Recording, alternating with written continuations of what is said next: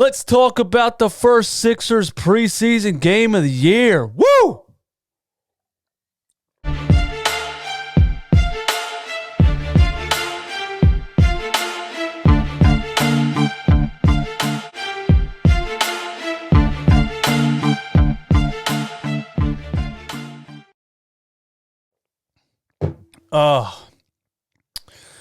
This episode of Run It Back is brought to you by the Run It Back Teespring store. Click the link in the description, get all the Run It Back merch, and use the code RUNMY20 for 20% off. Go get the Joel Embiid and Ben Simmons I'm Moving In With Joe t-shirt, designed by a designer on Fiverr. I forget his name, I'm sorry, but the idea was mine anyway. And I love coffee, and I love sports talk. I give you sports talk, you give me coffee. BuyMeACoffee.com/RunItBack. We're at 10 supporters. I know I said I was going to shotgun a beer when we hit 10 supporters, but I actually don't have any beer in my house. And I'm really tired. I don't feel like drinking, so whatever. I'll do it tomorrow or maybe the next day. Anyway, let's get into this. Run It Back Nation, what is good? Hit the like button on this video. Hit the subscribe button if you're new and you're not a fraud. If you're a Cowboys fan, don't hit the subscribe button. We don't want you here. What else do I got to say, man? If you're listening on Apple Podcasts or Spotify, please give me a review. We are at 86 reviews. When we hit 100 reviews, I'm going to record a podcast episode in a random location. So get us to 100 reviews. We're at 86 right now. Go over to Apple Podcasts. Let's get into this. Sixers preseason. The first thing I want to say is I should have known people were going to overreact to this. A team with 7 new players.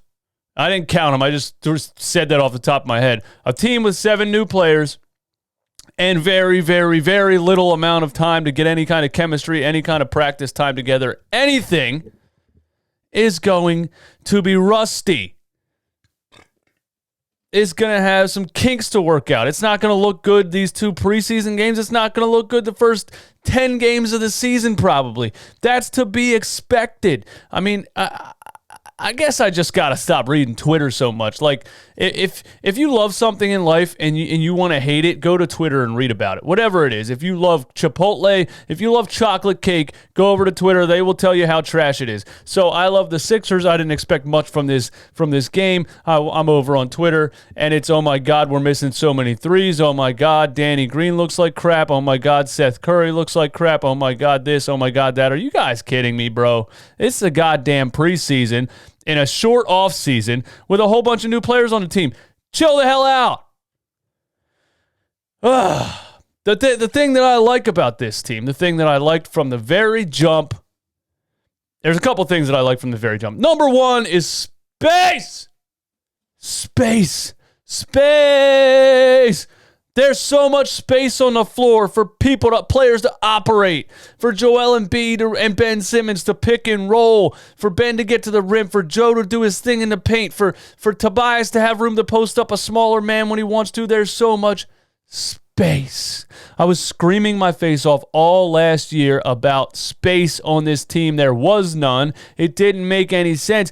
Any random dumbass that knows basketball, any idiot like me and you knows that space is important. How in the world did a head coach and a GM and all these front office people, how did they not know space was important? And then Daryl Morey comes in, Doc Rivers come in, and they go, oh, well, this is easy. The first thing we need is space. What are you guys? I was going to say the R word. What are you guys, idiots? You need space. The second thing I love is motion and action. Okay? Gone are the days of the Brett Brown stand-around offense. We knew it. We knew with Doc Rivers coming in here there was going to be motion and action, and it was a beautiful thing to see. I love it so much. It's beautiful. It's what basketball is supposed to look like. It looked like all of the parts on this team fit together. I mean, you got a Tobias Harris, Joel Embiid pick and roll. Tobias comes around. Danny Green pops up from the other side. That's how basketball works. You got to give the defense multiple looks, make them make a decision, and take what the defense gives you. If you're all just standing around, you don't get anything.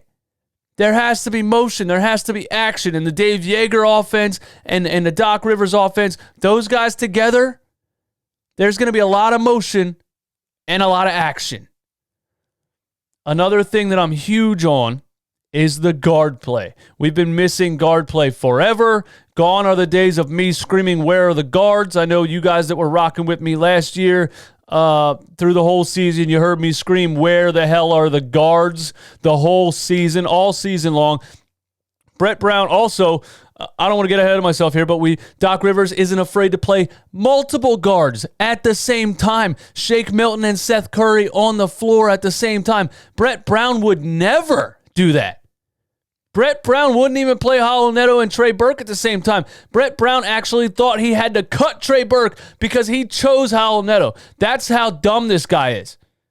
He didn't even know you're allowed to have two guards on your team, let alone on the floor at the same time. So we got Shake Milton out here. We got Seth Curry out here. I'm going to get into Tyrese Maxey. Oh, my goodness. There's so much to talk about with that kid, and we got to decide what his official nickname is. But let me cover the starters before we get down to that. The bench, before I get to the starters, the bench is a breath of fresh air. We have scoring guards coming off of the bench.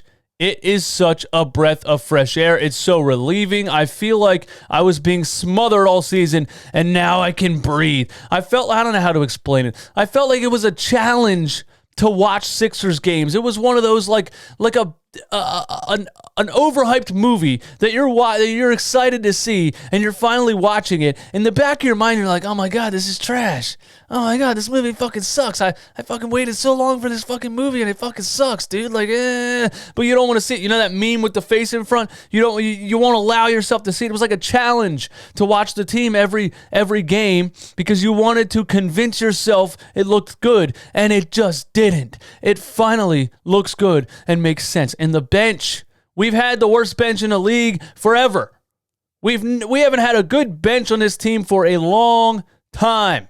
To have Shake Milton coming off the bench, to have Dwight Howard coming off the bench as the backup center, to have the rookie Tyrese Maxey coming out there, this bench can get buckets. Now let me start with Joel Embiid. Again, overreactors, chill the hell out. Joel Embiid does this every preseason, all right? I'm pretty sure it's what the coaches and the medical staff and everybody tells him. Hey, just go out there, get your reps in, jog up and down the court, take some jumpers here and there. Don't go banging bodies in the low post. Don't go playing like this game matters. The game doesn't matter. Go out there, break a sweat, put some shots up, and we'll sit you down after the second quarter. That's what happened. There's people on Twitter. Kyle Neubeck, come on, bro. You're a credible reporter, seriously, and you're going to tweet that, "Oh, if you guys thought it was going to look different this year with Joel Embiid not jacking up threes, I guess you were wrong." It's a fucking preseason game, you dipshit.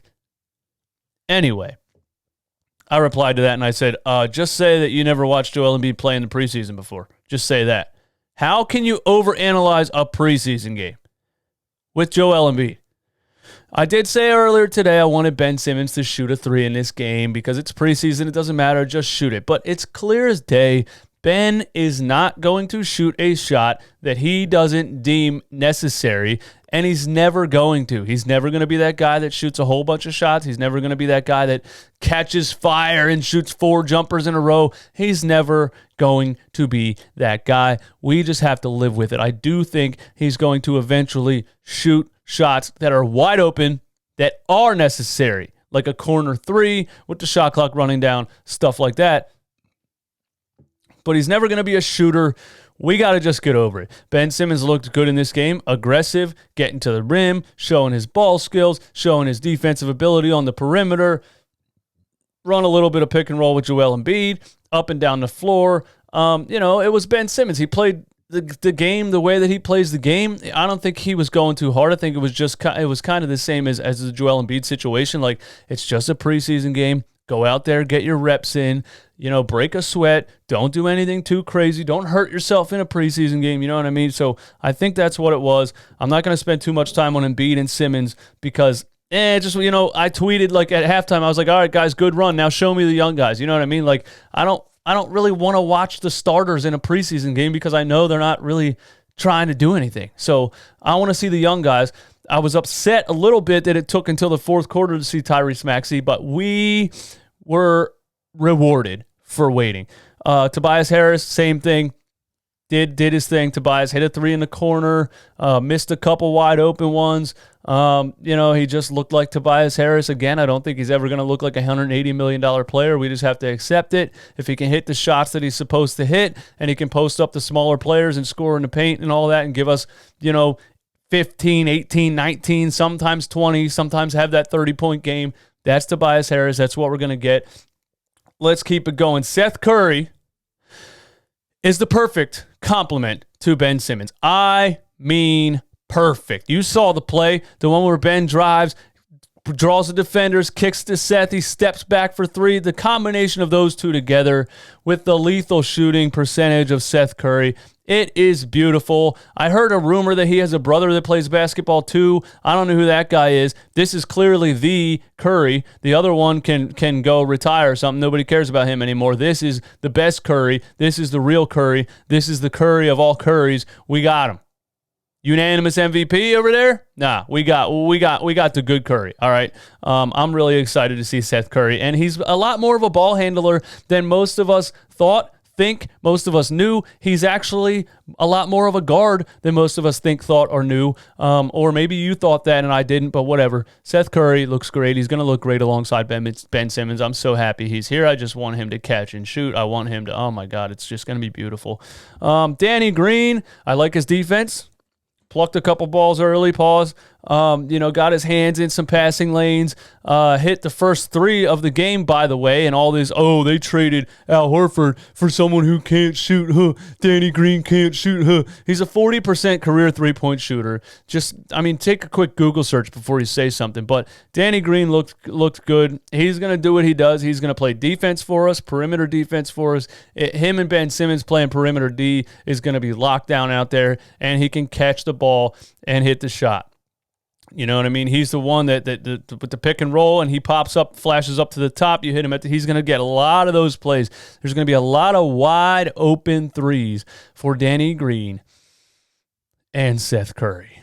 And I'm very, very, very, very excited about it. And it's just nice to have a three-point shooter that can also be a good defender, because with the J.J. Redicks of the past, with the Barco Bellinellis of the past, it always felt like you were sacrificing defense to put a three-point shooter on the floor. So obviously it is insanely beneficial to have a 3-and-D player like Danny Green. I'm very excited for him. Shake Milton, to me, looks like he's coming for revenge this year. I think maybe Shake Milton being the starting point guard the second half of last season, and then coming into this season, and Doc Rivers is like, nah, you're coming off the bench, bro. I think Shake Milton's a little bit like, yo, you know what? I got to come out here. I'm going to come out here and show you what I'm made of. I'm going to come out here and show you what I do. Shake Milton was getting buckets out here. Shake Milton was scoring from all angles. First of all, he comes in with Dwight Howard, and the Dwight Howard-Shake Milton combo coming off of the bench is going to be lethal. That's going to be one of the best 1-2, one of the best point guard center bench combinations in the NBA, because Shake can draw the defense and Shake can throw that lob. And Dwight Howard's 34 years old, but when he catches a lob, it still sounds like a bomb goes off in the arena. I mean, boom! I am so hyped for that bench unit. Shake Milton and Dwight Howard. And then Shake hits the step back, the reverse through the legs, Allen Iverson step back. Are you kidding me, Shake Milton? Go ahead, Shake. Go ahead, Shake. Do what you do. Show him what you're worth. It's about to be Shake season. I mean, he's got the look in his eye. I'm out here to prove something. And we need that off the bench. We need somebody that's out here to prove something.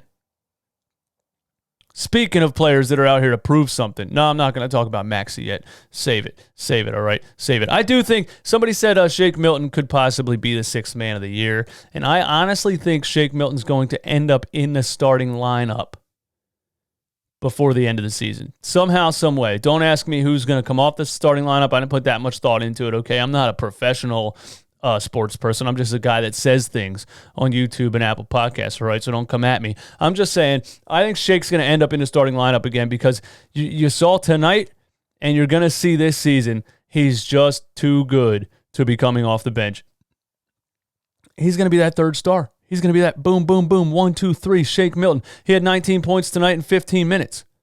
Shake Milton's going to be a 20-point scorer in this league. He really is. Shake Milton is what Markelle Fultz was supposed to be. He's a quick trigger. He's a 40% three-point shooter. He can handle the ball. He can hit the mid-range. He can get all the way to the hoop. He can throw the lobs. Shake Milton had it going on tonight. It was so much fun to watch. That's why I watch preseason games. I want to see the bench. I want to see these other guys and see what they can do. You know what I'm saying? And I was very, very excited for Shake Milton. Furkan Korkmaz?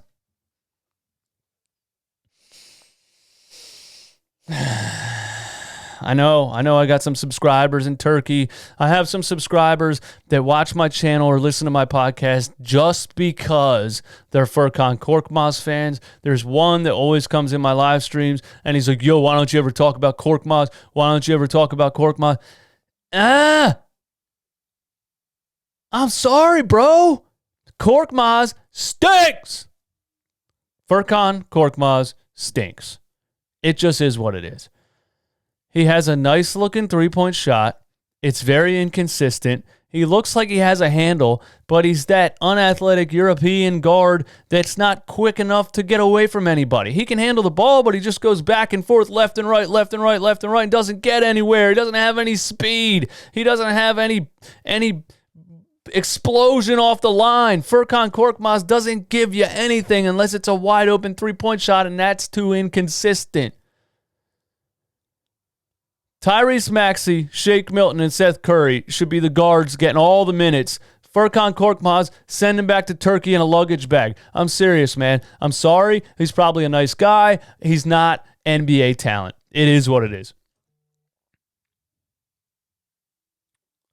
And now we can talk about Tyrese Maxey, because that should be the main point of this entire podcast episode. Tyrese Maxey.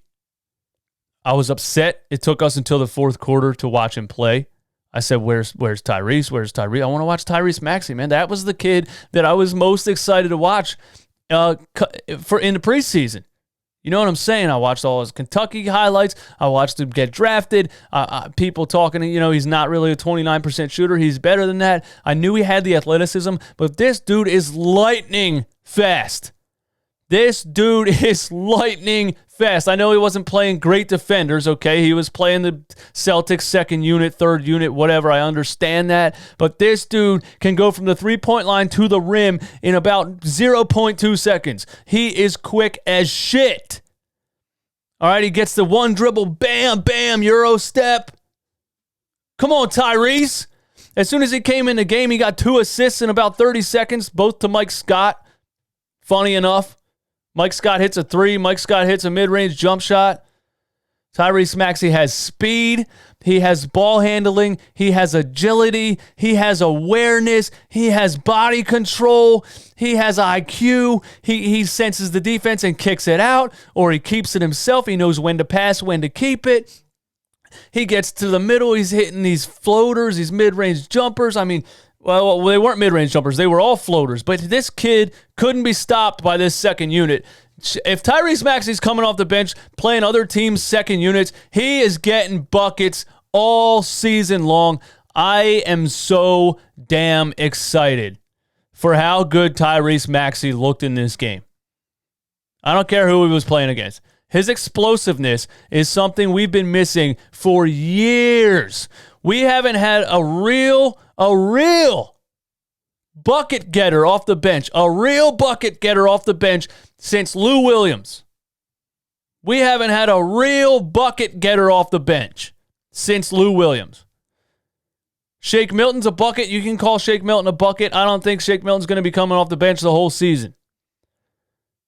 But even Shake Milton is not even close to as quick as Tyrese Maxey is. Tyrese Maxey is going to get absolute buckets in the NBA. And I can't even express to you how excited I am to have Tyrese Maxey coming off the bench. If Shake Milton comes off the bench the whole year, that's a lethal Shake Milton, Tyrese Maxey, and Dwight Howard coming off the bench.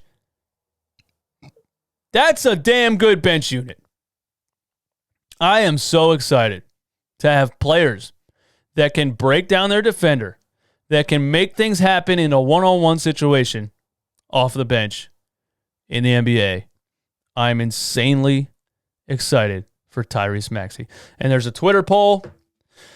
I put up a Twitter poll because we gotta decide what Tyrese Maxey's nickname is. I know Run It Back Nation, we're going to work together here, and we're going to coin the first official nickname for Tyrese Maxey, and here are the options. Okay. Option number 1, with 66% of the votes, is T-Max. All right, I forget who said that. I forget who Max Buckets. I like Max Buckets too. T-Max with 66% of the vote. I like it because it's a play on Tracy McGrady. It's a play on T-Mac, you know what I mean? But it's T-Max. All right. Ty Maximum. Tyrese's Pieces. I'm kidding. I just typed that because I thought it was funny. That did get 17% of the votes on this, which that was the second highest voted one, and that kind of is ridiculous to me. You guys had to be joking. But T-Max. Let me know if it's T-Max. Let me know if it's Max Buckets. Let me know if it's Ty Maximum. Let me know what else. If you come up with another nickname, go ahead and put it in the comments here. Man. I'm excited. I am very, very excited, man, for those guys to be coming off the bench. And, this team is going to look very well-rounded. This team is going to look well-rounded. We got shooters. We got space. We got motion. We got action. We got defense. We got a bench. We got a backup center that doesn't cost $100 million.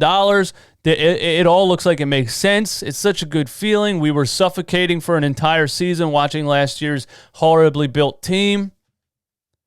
I'm excited. You guys let me know if you're excited. You let me know all your thoughts and opinions in the comments. My name is DJ Eastwood. This is Run It Back Philly. Please give me a review on Apple Podcasts and Spotify. Get us to 100 reviews, and I will record a podcast episode from a random location, and I'll let you pick the location. And I'm still going to shotgun a beer on my next video for hitting 10 supporters on buymeacoffee.com/runitback. Go to the Teespring store, buy all the merch so I can pay my bills. Thank you for listening. You guys have a blessed night.